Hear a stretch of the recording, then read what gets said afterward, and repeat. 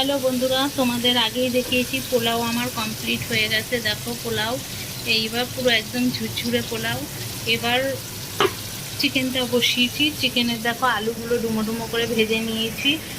আর এখানে কড়াইতে তেল গরম করে এতে এলাচ আর রসুন দিয়ে তেলটা ভালো করে পুড়িয়ে নিয়ে তার মধ্যে আমি পেঁয়াজগুলো ছেড়ে দিয়েছি। আর পেঁয়াজটা লাল হতে হতে আমি এখানে মশলাটা বেটে নিয়ে আসবো। এর মধ্যে দিয়েছি রসুন, আদা, আর এর মধ্যে আমি দেবো একটুখানি লঙ্কার গুঁড়ো, টমেটো, আর হচ্ছে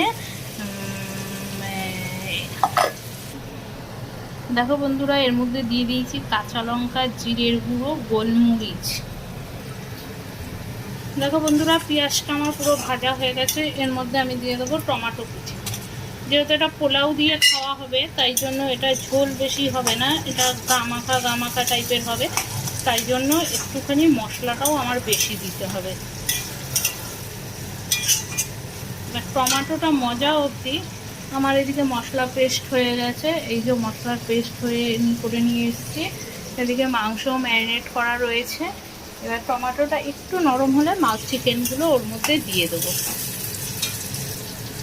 টমেটোটা আমার মজে গেছে। এবার আমি একে একে চিকেনগুলো এর মধ্যে মিক্স করে দেবো। দেখো বন্ধুরা চিকেনগুলো আমার সব দেওয়া হয়ে গেছে।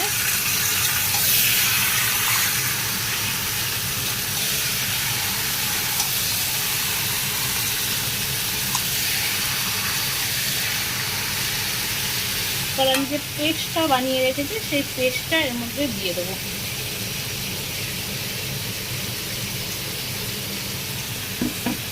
পেস্টটা একটু জলটা দিয়ে ধুয়ে দিতে হবে, নইলে পরে এর মধ্যে অনেকটা মশলা রয়ে গেছে।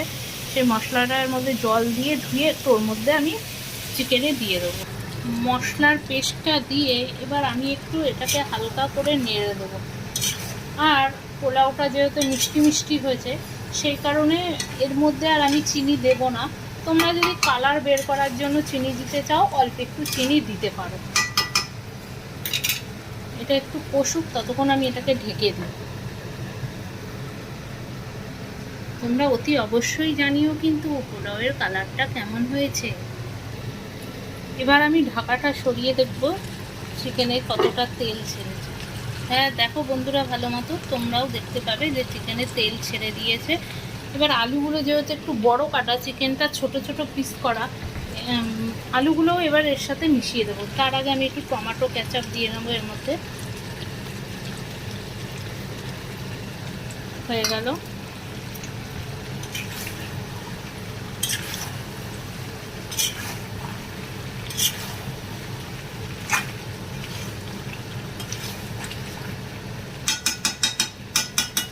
এবার আলুগুলোও দিয়ে দেবো।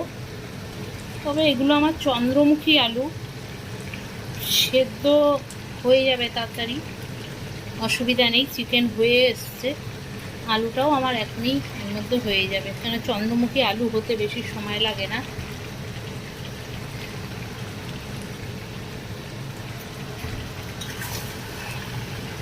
এবার একটু নেড়ে চেড়ে, চিকেনে এমনি জল ছাড়ে, জল আমার দেওয়ার দরকার পড়বে না, এতে একটু ঢেকে দিলেই ব্যাস।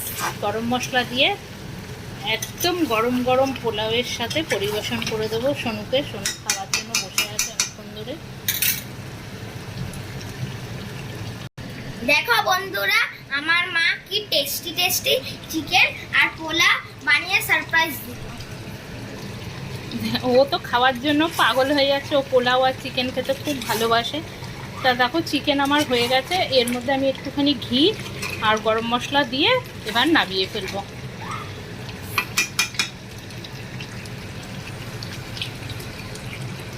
এবার একটু আমি ঘি দিয়ে নেব।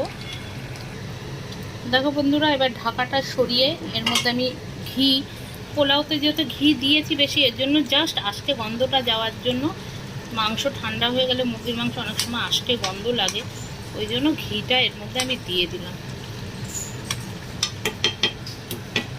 1 চামচের মতো ঘি দিলাম। দেখো বড় 1 চামচের মতো ঘিটা দিলাম। এর মধ্যে এবার সানরাইজ শাহি গরম মশলাটা দিয়ে দেবো। একটা প্যাকেট পুরোই দিয়ে দিলাম। ব্যাস এবার একটু নেড়ে চেড়ে ঢাকা দিয়ে আমার রান্না কমপ্লিট। আমার সোনুকে এবার খেতে দিতে হবে।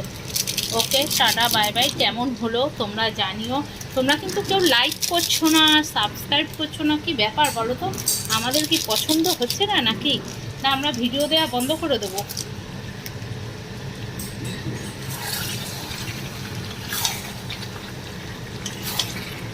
ব্যাস, ঘি আর মশলাটা ভালো করে মিশিয়ে নিলাম। রান্না আমার কমপ্লিট। এবার আমি গ্যাসটা বন্ধ করে দেবো।